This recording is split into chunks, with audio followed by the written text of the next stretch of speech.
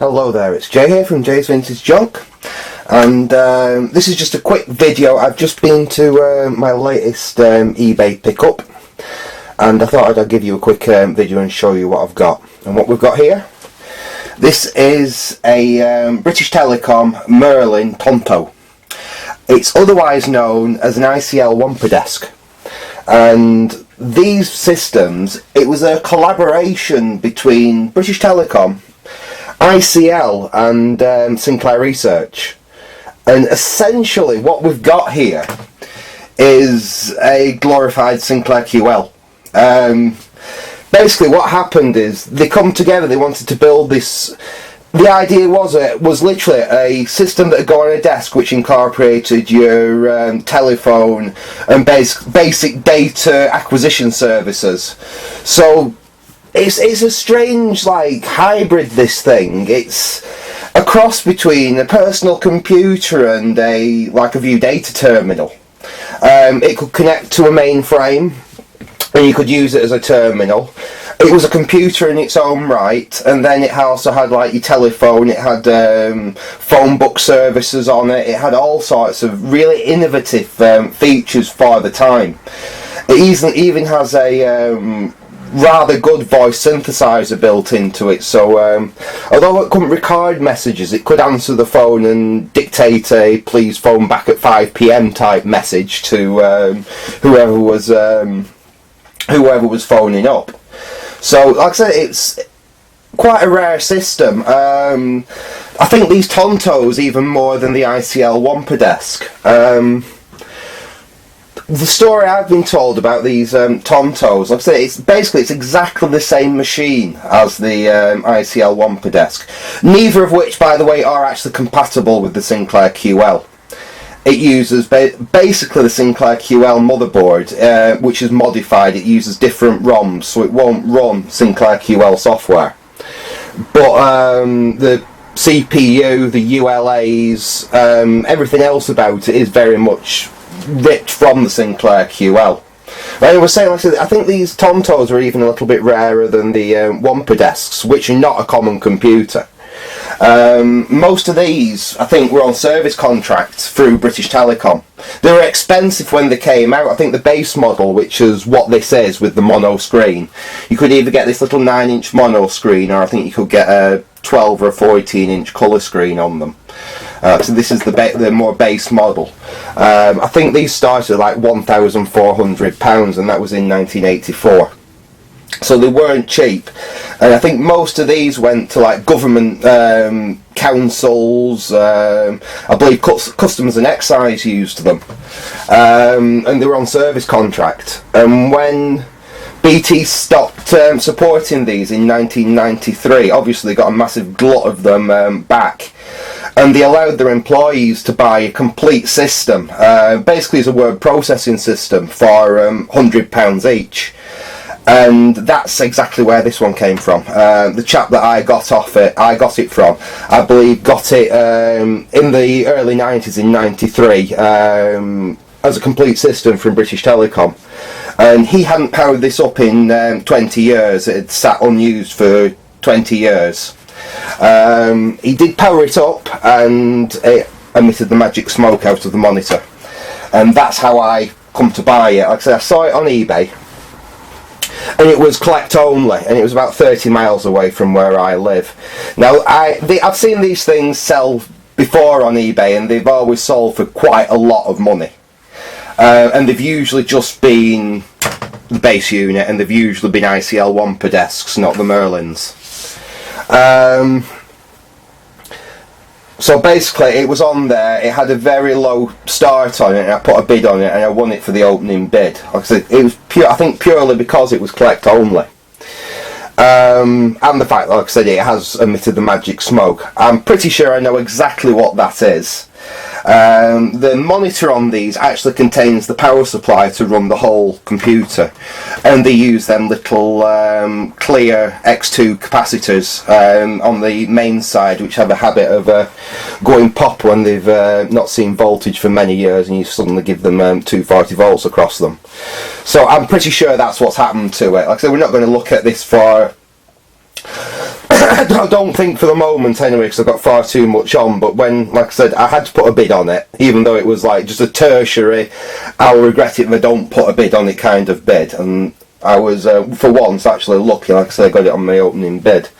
But I didn't just get this. This is the best thing about it. I'll get this out of the way for now, and I'll show you what else I got,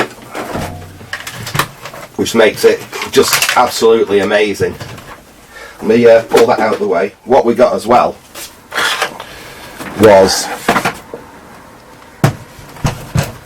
hopefully you can see that, but that is one of the original British Telecom.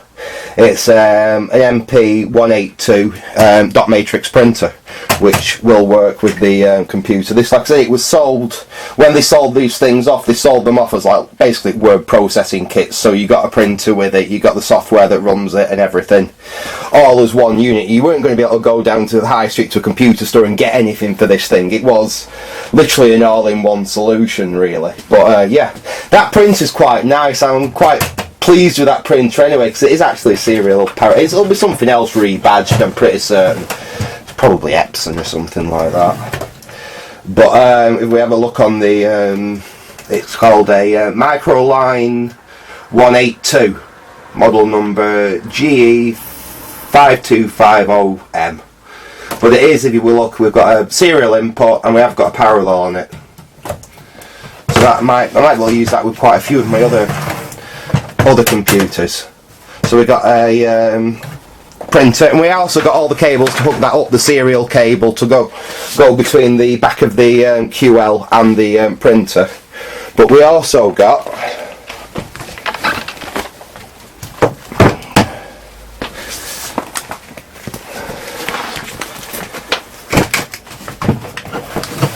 all the documentation for it. That's the Exchange, which is basically the software that's on there. We've got a couple of copies of that. In fact, I think we've got like 2 copies of that, so I should be able to sell on one of them, because like I say, even the manuals for these things are sought after. We've got a handbook, and then we've got the boxed. This is the ROM pack. Basically, how these things work, they were never really designed to work with a disk drive. They do have microdrive cartridges on them, which are a modified version of the QL. They're not actually compatible with the QL, but apparently they were more reliable than the drives put in QLs. But most of the software came courtesy of these things. If I can pop it out the back. There we go.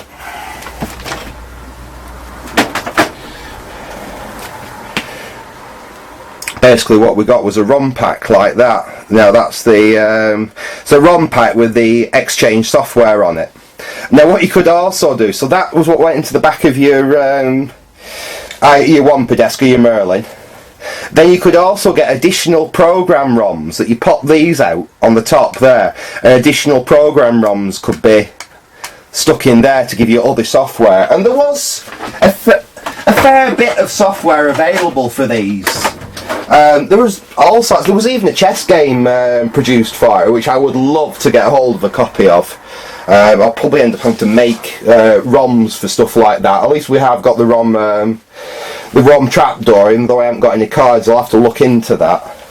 But we've got all the software. Like I said, this is the pack for the Exchange. Welcome package, installation manuals, original handbook, Interfile, which I think is a databasing system, messaging, got another copy of the Interfile. So some of these are duplicates. Data link, another messaging one, advanced operations, and we've got the Exchange quick reference guide as well. So I mean, you know, for an old system like this, just to have this much actual documentation, and especially for such a rare, you know, unusual system, this is brilliant. I've got plenty of actual decent reading material. I'm not going to have to be flying about online looking for information on the software and what have you. I actually have it. And even better, and this is a bonus because I didn't even know about this, in the bottom of the bag that had all the leads in it, we even have a microdrive wafer. Now, I'm not sure what's on it. It says QPLQS, I think. It's very, very, very faded, the writing on it. It actually looks in really good condition. Even the foam doesn't look to have deteriorated on it, so there's a chance that might still read. I'm not going to stick it in the drives until I've gone through the drives though. But we might even have some old software or something, or someone's backups. Well, that was the idea of the drives on this. Like I said, they were basically a word processor in one respect. And obviously, because all the software was on ROM, you needed somewhere to save your files. So you save your files to wafers. So you stuck your wafer in there and you save your files to them. So that's probably got someone's old data or something on it. It'll be interesting to have a look at. The only thing I don't have for the system was, originally it would have come with a wafer like that with like a welcome program on it that took you through the system. Sadly I don't have that. I'd love to be able to sort one out for it, but yeah, it is, apart from that, very, very, very complete. I'm absolutely over the moon with it. And I'm more over the moon with what I paid for it. Because the entire thing, 20 quid. I paid 20 quid for the lot. Which, I mean, I've seen software for this, like the books and stuff for these sell for more than that. And not that I'm going to be selling this, not that I'm going to be flipping it for a profit or anything. This is like one of them cute computers that's definitely staying in the collection. It's such a rare and unusual British system, which, I mean, they were abroad, I think. I believe Australia had them, and I think Canada may have had this particular, the Merlin Tonto, I think, went over to Canada. But apart from that, I don't think there was really common anywhere. Anyway, like I said, I'm going to leave this video here because it was literally just a quick video to show you what I've got. I mean, next time you'll be seeing this, we'll probably be looking at trying to get that monitor working and see if we can actually get this thing to fire up and do something. But don't hold your breath for it because I've got a lot of other things on at the moment. But like I said, I only picked it up today and I thought I'd show you what I've got. So I'm going to say I hope you enjoyed that. Thanks for watching and goodbye.